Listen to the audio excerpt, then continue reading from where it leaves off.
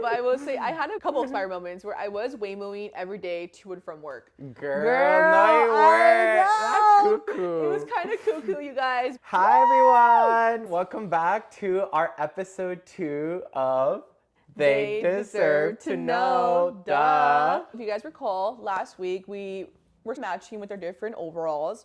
Today we decided to do Sunday school, and this is by Juan's collection. Yo, these are both of my manic episodes. Manic episodes indeed, but that I get to benefit from, so slay. I am wearing a Los Angeles Sunday school outfit or jacket here, and then yours is Venice Beach. Venice Beach and San Francisco, and they have a New York collection too. In case you're interested, you guys. These are a Korean smokewear / streetwear brand. Huge in San Francisco. Huge. Yeah, and we wanted to dress with the theme because we want to talk to you guys about cities and deciding where you all going to go post-grad. Big decision. SF was a new city for us both. We both had not lived in SF prior to getting a job. So. Yeah. I lived in Berkeley, which is like across the bridge, but it was still like far away. It was just like its own city. East Bay versus San Francisco, it's completely different cultures. So even coming to San Francisco for me was like completely new. I went to school in Westwood, #1 public university. And so SF was a completely... It was a completely new city for me. I had never really been to the Bay before. I think I had maybe visited for school. I went to Berkeley for the campus visit. My first time living in San Francisco. And we're excited to talk to you all today about that transition, post-grad era, kind of deciding how cities were. The good thing is we've both been in corporate for more than 3 years now. So we've also had friends that have fled the city, have gone to different areas now, including New York. Yeah, I think like where we both wanted to talk about this topic is the pipeline. Oh, there's a pipeline. The New York pipeline. How do you explain the New York pipeline? Just use personal experience here, you guys. At my job, you start with a cohort of also like people that are also 22, fresh out of undergrad. I think there were 10 or 11 of us. I believe half of them have now gone to New York. So it's very much I feel like SF often feels like a transit city. Stationary. And everyone then leaves after a year or two here. It's like a stint for people and then they go and settle off in different cities. And I will say like Juan and I have had an inclination to also move to Los Angeles. That's also been somewhere that we've been wanting to maybe think about. But I think now we've definitely settled into San Francisco, where I think SF is a really cool place to be. Also post-grad. I do think it was hard for me be 22, coming from Los Angeles where there's a big party scene. I went to a school that was like 30% Mexican, like not even Latino, like Mexican, whereas like here I do feel like I was struggling to find like my peoples, and SF goes to sleep like at midnight. It's like a stereotype that exists here, and it's very much so true. Valid. I feel like I really struggled when I first moved here, but now I think I'm 25 and I feel like I found my people. I do feel a lot happier here. I interned at Warner Brothers in like movie marketing, had a time of my life, Hollywood vibes. I love LA and I love the sun. Yeah. And so coming to SF, I was like, I really want to move to LA eventually. But now that I've been here for 4 years instead of the original plan, like 2, it's just, wow, like it's such a good life here. What are some cons though? Okay, cons. When I first moved here, it was like the car robberies is insane. Like literally, you cannot leave a cable. My parents had family fly in from Colombia and they stayed at the Hilton. And in the Hilton, they just left the luggages overnight at the hotel parking lot of the Hilton. They got broken down. They got all the bags stolen from my family. Thankfully, we got reimbursed for that, but it was still just like crazy to think even in the most secure places, like car robberies are very much real. Thankfully, I don't think anything bad has ever happened to me, but like I have seen like sketchy people on the streets like at night that you just want to avoid. I will share like one time I have had a moment in San Francisco. I think that's also why I didn't like my first year living here, but I was shopping at the mall, which used to be like a full bustling mall, but it's changed so much in the past few years.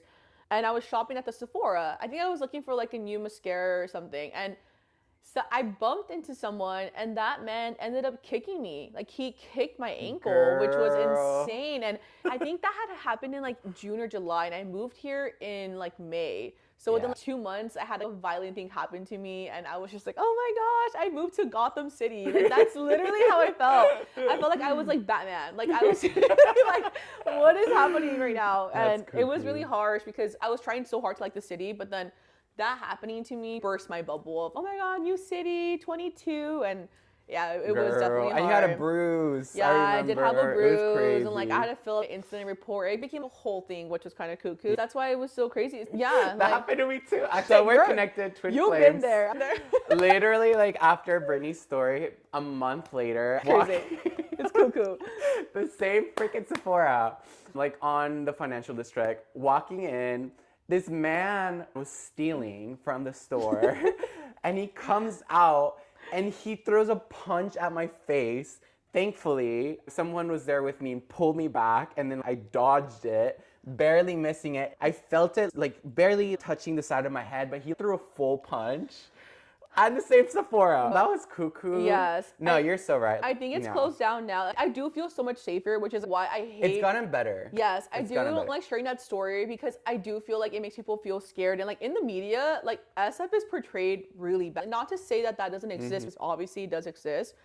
I just feel like SF is also just a tiny little bubble where like everything just happens and it becomes like this really big deal. Yeah. And yeah, I think it's not a fair like way to assess the city really, because I feel like it's so much more than all of that bad stuff. Oh, one last top point on SF.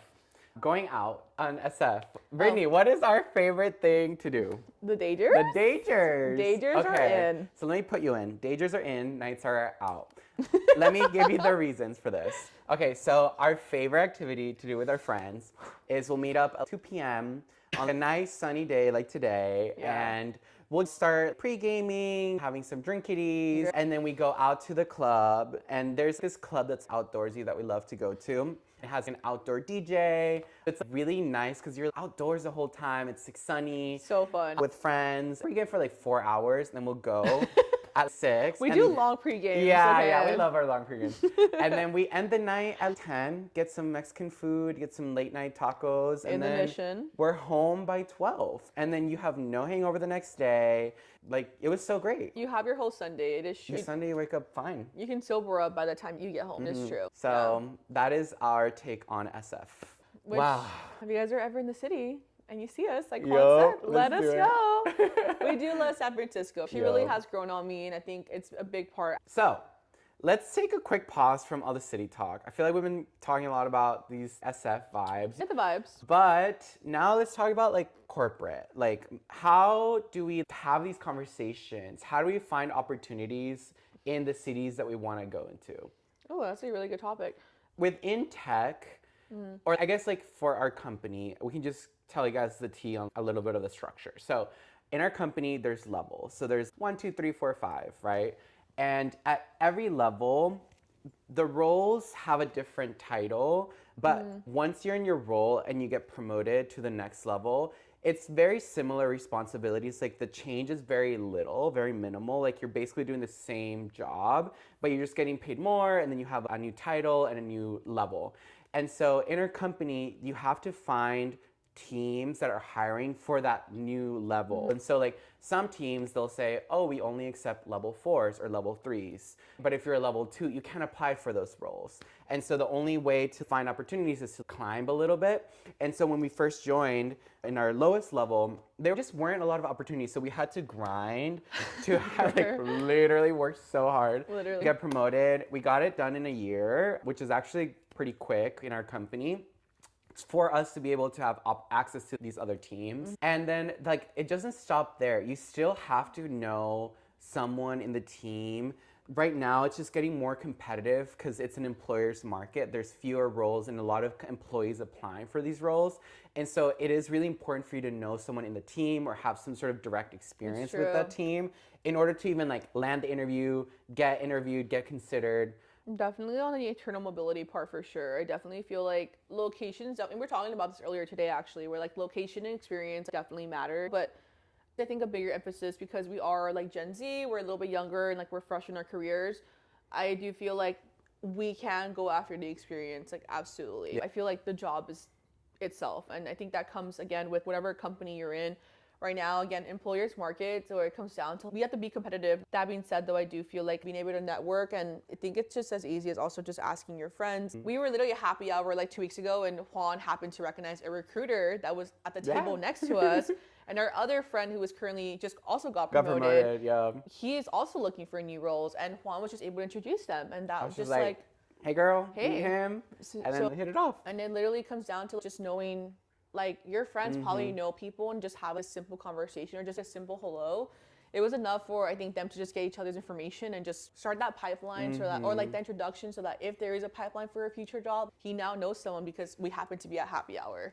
So exactly. I definitely do feel like it comes down to like also, yes, knowing people, but also being open to meeting people. So whether you're like a coffee bar or you're getting like water, like definitely introduce yourself to people. You never know who's in the office, and so it's always fun to just like also be open, and saying hi, I think, is a really good place to start there. Yeah, 100%. Talk to as many people as possible in person. That networking piece will never go away. Like, never. It's still a world where it is still who you know for a lot of parts. Yes, like you have to be capable of doing the role and like being good, but like having a network is like so important.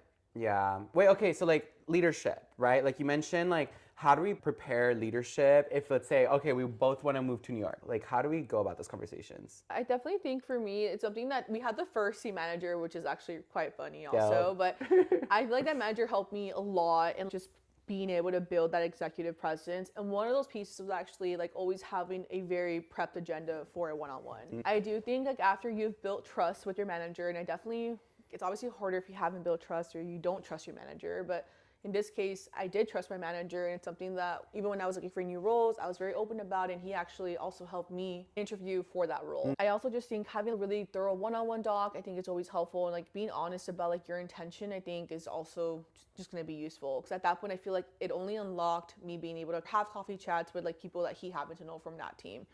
And to be more specific too, within that one-on-one doc, like I always like to start off with a check-in just to see how they're doing, share how I'm doing, go into like an agenda moment. So again, we both work in sales, working into what your biggest projects are, maybe like some client work that you're doing, what you need help from them on, and then from there leading on to any admin stuff, which I think is where you can then have that conversation about like wanting to move, wanting to go after a new job. I think one way to talk about it is definitely you're looking for the next opportunity, you're looking for ways to grow, and you can only encap that if you're looking for jobs in that certain sector, and that might be based off on your location. It's definitely always helpful, I think, to talk about it in the sense of opportunity, want to expand my skills, et cetera, et cetera. So for example, if you're really into fashion, right? When you have those discussions with your manager, just mention one of my biggest passions is fashion. I did some research on different cities in the US, and I saw that New York is the fashion capital of the world. And so in order for me to grow, and I still want to work in this sector or whatever, like for me to grow and get to where I want to be, New York is the only city or like one of the few cities that I'm able to accomplish that faster. And so like laying out the path with your manager and then sharing how they can help you accomplish those goals. And any good manager is gonna wanna help you, because managers are supposed to be like your mentors at the end of the day. They're supposed to help guide you as people, not just for you to get your job done. Yes, they hold you accountable, but actually help you grow as people as well. I definitely agree for sure. And I feel like being candid, because if you guys are watching and you're also maybe 1 or 3 years in your career, like I think we were both very lucky to have a manager that knew he was working with a new grad and was very much on the executive coaching piece. Like that was something that I learned so much from. Juan is a mentor of mine, but when I first met him, before I went to these conversations with a manager, I asked him, hey, what do you think about me approaching this way? And Juan would maybe talk about it this way instead. I do think have a bubble of people you can trust, whether it's your company or not. Don't be afraid of feedback. I think I do what my mentees continue to do with Juan. It's helpful to get the nerves out, practice, and know how to approach something. And like what Brittany said, talk to your mentors. I learned everything from my mentors, and look into people who are leaders. Don't be scared. If maybe not necessarily in your own org, like maybe if you find someone that's really willing to help, but like even people in different orgs from you, as long as you find some sort of connection to them, should be willing to help. In a lot of tech, I don't know if like every industry, but at least in tech, people are pretty open. So like have those people give you advice, and always come with curiosity, come with an agenda, always come ready. Discussion agenda.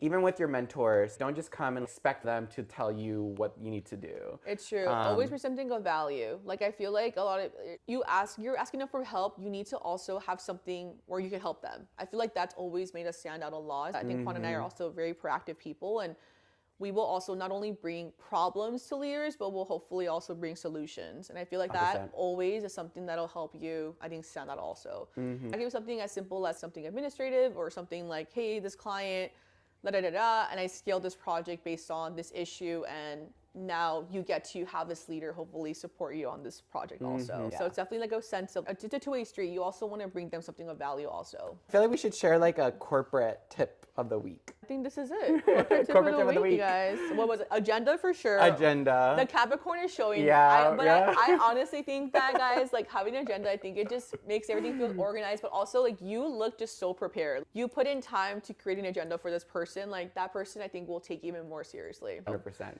Agenda ready. We have our agenda. Capricorn. Capricorns. Delve into your Capricorn self, you guys. Okay, talking about moments of the week. Girl. Okay.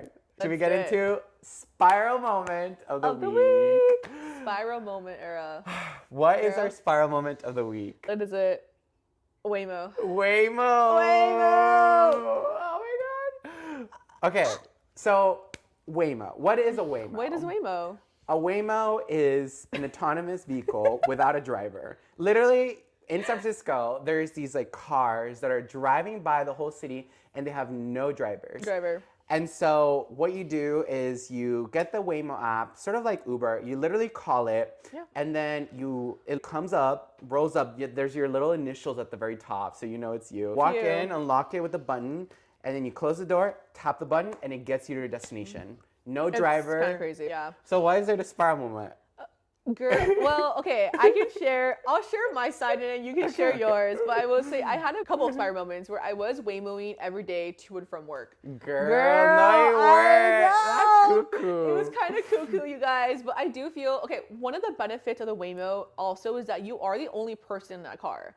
Like, not that Uber, like, Uber's fine, Lyft is fine, but I do feel like if I'm having a moment or I just want privacy, like, I will order a Waymo.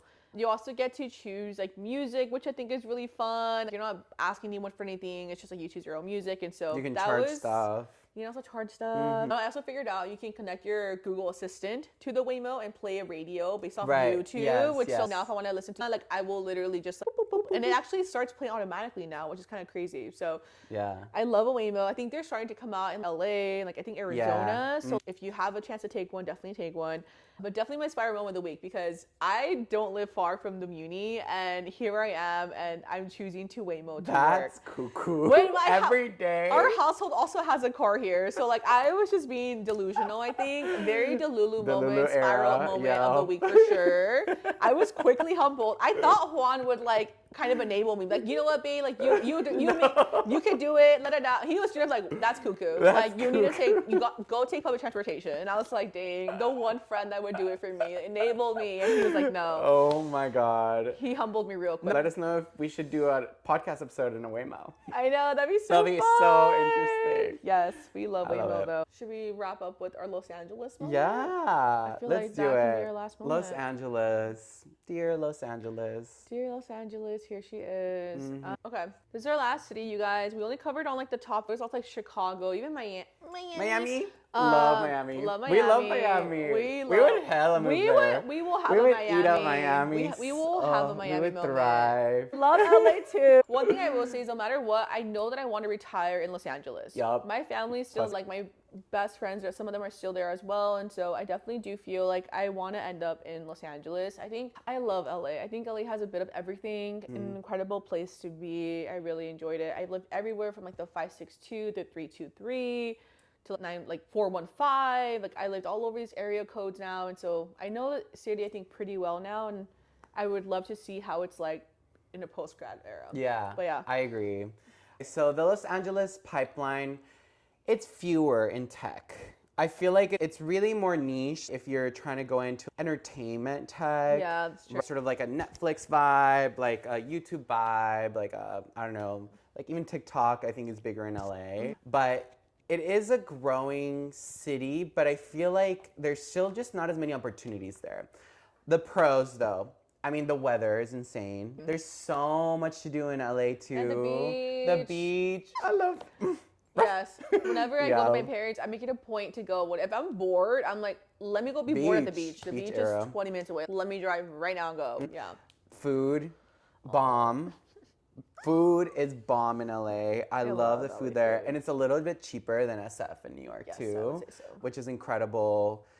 I think like it's also just such a diverse city. Like I think out of the three is the most diverse in terms of just like people from all walks of life, all professions. It's such a creative heavy industry. So like entertainment, like movies and all this stuff. But like you see every type of person in LA, which I love. My family's Mexican and I do feel like the best Mexican food is in LA. San Francisco, maybe I just not been to the right spots, but I just don't know if I can vibe with the Mexican food here. I love the arepas here. I love the pupusas here, but tacos, I don't know. It's not the same. It's not the same. Yeah. Same thing in New York. No. Oh, Mexican food in New York is non-existent. No. Like I just maybe show us a place if you know, but if you know, please let me know because I am really just trying to enjoy myself here just a little bit more. And if I had Mexican food option, I know I would be like 10 times more happy. So just let me know. But the food there is incredible, I will say. Like, and I agree. The price point is because I think LA is also so big. If you don't want to spend a lot of money, you can just drive to a different area. Exactly. And you will spend less for same quality and really good food. Yeah, love LA. Okay, but the one thing about LA, the driving. Honestly, like, I don't mind to drive. I enjoy having my own space and singing. I love singing, and I feel like it's hard to sing when you have roommates or like in any other spot. You're on the BART? Literally on the BART singing. On like, BART? I can't do that. On BART? And so like I do love a little car moment. Okay, I will say I got into 2 accidents when I lived in LA. Oh. And I'm like a really good driver. It's just like they hit me. Not just kidding. It was an accident. But anyway, like you do have to drive everywhere. You do. And it is the additional cost of having a car can sometimes outweigh like the versus moving to New York and just paying extra for rent or like living in SF. Yeah. So, I will say there's like a flaw because, for example, like I stay in the 562. One of my best friends in the East LA. My other one is in near K-Town area, which those are pretty close, but I'm pretty far out. It is hard having to find a place where like we can all meet up because we all want to drink and we don't drink and drive. So it's a matter of like also figuring out, oh man, we're gonna have to Uber or I'll park my car at your place and then we'll meet up there and then we can just stay at your place. So whereas SF, it's I walk to Juan's or he'll walk to mine or we'll take the bus suite or we'll Waymo to each other. So yeah, the public transportation is a huge miss. It's a huge miss. Yeah. And also with that tied is like the community because my friends that moved to LA, they love it. They're having a great time, but they are saying it is a little bit harder to find community too.